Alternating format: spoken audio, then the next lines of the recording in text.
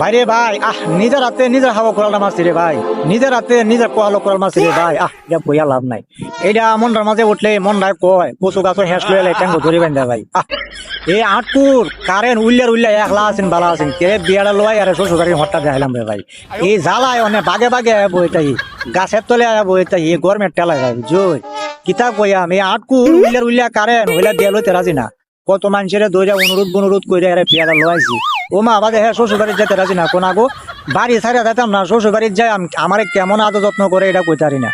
বাদে হিবার মানুষের অনুরোধ করে লইয়া তারা কইলাম চাচা বাবা যা তো শ্বশুর বাড়ির যা আমি তো একবার বেড়াই আগা বাদে কামতে শ্বশুর বাড়িতে না যাই।